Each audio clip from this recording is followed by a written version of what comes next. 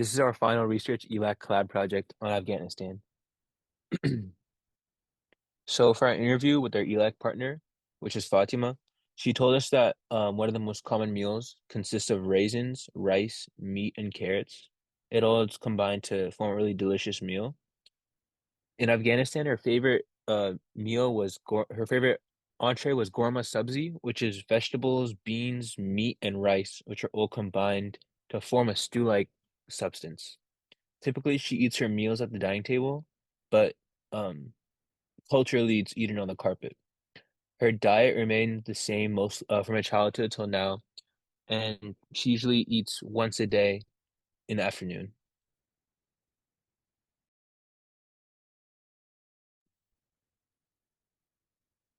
I'm going to be talking about the native foods in Afghanistan.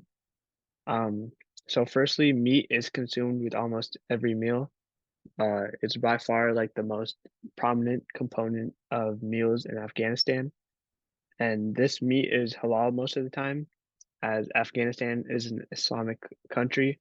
So it follows Islamic laws, which states that meat has to be halal, meaning that it can't be like pork and there's more rules.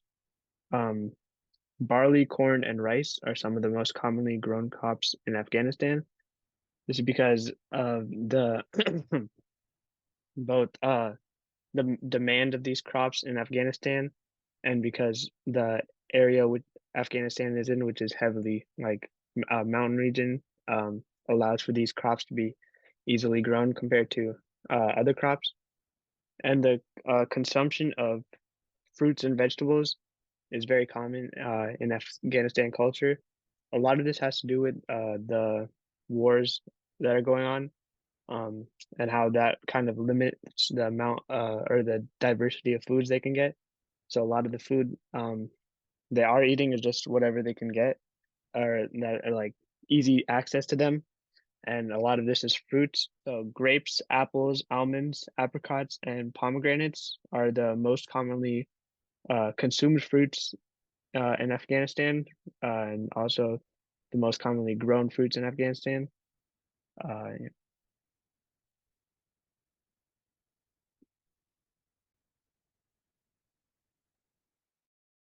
Some things that affect the food culture and history include the ethnic influences such as influence from other surrounding cultures like Pashtuns and Uzbeks. Another thing is the religious practices and dietary restrictions such as no pork, alcohol, and other things that follow the Islamic dietary restrictions. Another huge part is the geography and climate. Since Afghanistan is kind of it has like a mountain-like region, a lot of crops don't grow there. And also the seasonal influence. So certain crops grow at certain times of the year because of the summertime and winter. Also, there's a limited crop diversity because of the region, as I said before. Some of the agricultural practices which influence the food they have access to include subsistence farming, which is it's like the opposite of commercial farming, where they really take care of the land and so on. Livestock farming and reliance on staple crops such as rice, wheat, barley, etc. some common local cuisines throughout Afghanistan is meat, as I said uh, earlier, and it's consumed in many different forms. Some of the most commons are kebab, kofte, manto, do piazza, kabli, and many more. Uh, some common desserts in Afghanistan are manti, which are dumplings with meat and onions, bolani, which is dough filled with potatoes and spices, and jalebi, which is flour, yogurt, and baking soda or yeast. Just depends on how like the whoever's making it decides to make it. And wheat is a staple ingredient in Afghan cuisine, with some of the most popular dishes being balani, naan bread, and mantu. And forms of wheat are seen with pretty much every meal in Afghan culture. Some of the most common cooking methods include grilling, which is used for kebabs. They take the meat and put it on a skewer, then roast it over an open flame or in a rotisserie type oven. Another huge one is frying. This is used to make foods like bolani, which is stuffed flatbread, as mentioned before, and other various snacks. Another one is steaming. This is used to make things like mantu, which is little dumplings.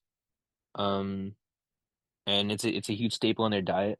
Lastly, simmering and slow cooking, which is used to make stews such as korma and korma sabzi, and these just overall intensify the flavors of the food that is cooking. For the heart-healthy meal that we created based off of Afghan culture, we chose the dish Borani Banjan. Um, and the serving size of this dish is, for the nutritional facts that we provided, is 1 cup.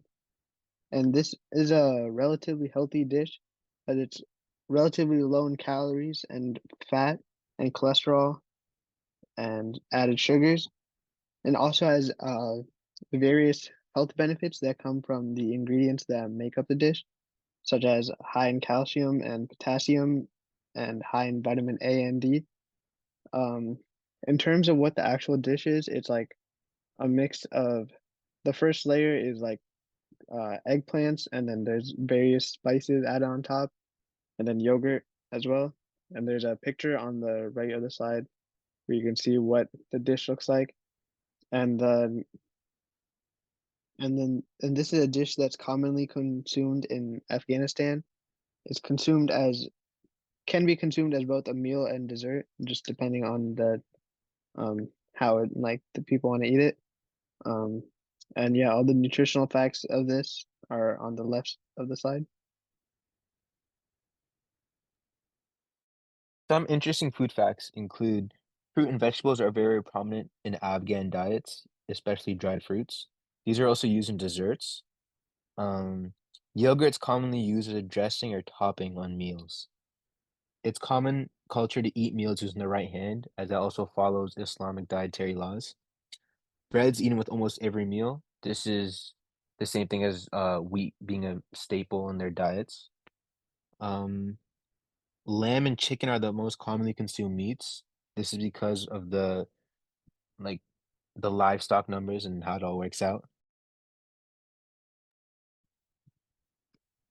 Some of the two most common agricultural commodities in Afghanistan are wheat and rice. Wheat is by far the largest crop in Afghanistan, and it's consumed both regionally and heavily exported. It also has a massive impact as it's consumed with almost every meal in different forms, like I talked about earlier.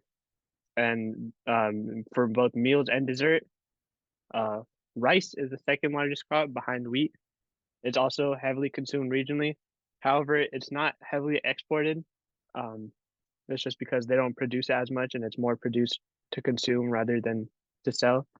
And it has a similar impact as to wheat, as it's also consumed with almost every meal. So for the health concerns, one of the main concerns includes lack of nutrients. This is because of the current economic state of Afghanistan and the ongoing wars and so on. So a lot of the Afghans can't get proper nutrients because of the lack of healthy options available. Millions of Afghans are struggling to find food to feed their family. This leads to them not receiving the proper nutrients needed to survive. Many diseases related to lack of nutrients have become more and more common in Afghanistan ever since food insecurity became a major problem. And again, this is all because of the war. There's also mental problems, such as depression, anxiety, and stress, which are prevalent among food insecure participants. Another big thing is caloric intake. Many of the households are unable to reduce their caloric consumption. Um, then they do not experience the same decrease in calories that they normally occur when prices rise. On the other hand, households with high caloric diets do see possible reductions. Overall, the most vulnerable household most likely be prioritizing caloric intake versus caloric quality, which could have everlasting health impacts.